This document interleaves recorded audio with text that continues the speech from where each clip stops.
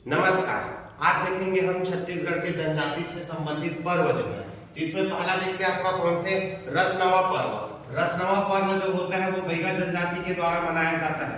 ये आपका 9 साल में एक बार मनाया जाता है अपने आदि देव को जो है पूजा पाठ करने के लिए। उसके बाद देखते हैं आपका कौन से लालूकाज। लालूकाज जो होता है वो गोंड जनजाति के द्वारा मनाया जाता है।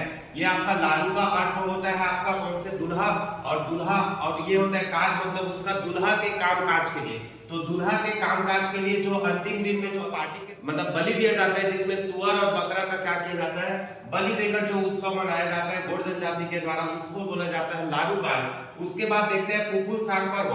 पुपुल साठ पर्व भी गोंड जनजाति के द्वारा मनाया जाता है। पुपुल का तात्पर्य होता है उड़द और साठ मतलब होता है आपका उड़द के जब उत्पादन का अंतिम समय आता है, मतलब उड़द का जब फसल कटाई हो जाता है, उसका जितना भी कमाई होता है, उसके बाद जो है पुपुल साठ पर्व का जो है आयोजन किया जाता है, जिसमें साल भर में एक बार होता है, जो कि गोंड जनजाति और मुड़िया जनजाति के द्वारा जो है मनाया जाता है।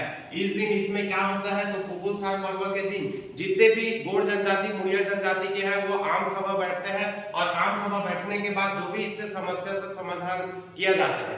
उसके बाद देखते हैं आपका कौन से बाली पर्व। बाली पर्व भी देखेंगे तो ये भी आपका मनाया जाता है आपका कौन से, तो ये होता है आपका कौन से हलवा और भद्रा जनजाति के द्वारा मनाया जाता है। तो हलवा और भद्रा जनजाति के द्वारा कौन से बाली पर्व जो है मनाया जाता है। उसके बाद देखेंगे आपका कौन से गोबर बोहरानी।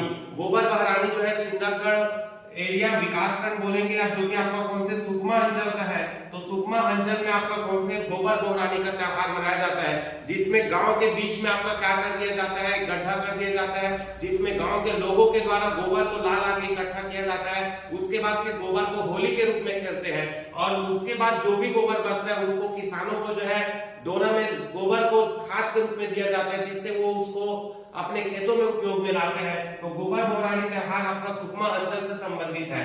उसके बाद देखते हैं आपका कौन से अमुस त्योहार। ये अमुस त्योहार देखेंगे तो ये आपका मनाया जाता है आपका कब, तो ये आपका मनाया जाता है आपका हरेली के दिन। हरेली के दिन जो बस्तर अंचल में जो मनाया जाता है त्योहार, उसको क्या बोला जाता है, अमुस त्योहार। ये अमुस त्योहार कब मनाया जाता है करके पूछा हुआ क्वेश्चन है, जो कि सावन के अमावस्या हरेली के दिन मनाया जाता है, बस्तर अंचल में मनाया जाता है।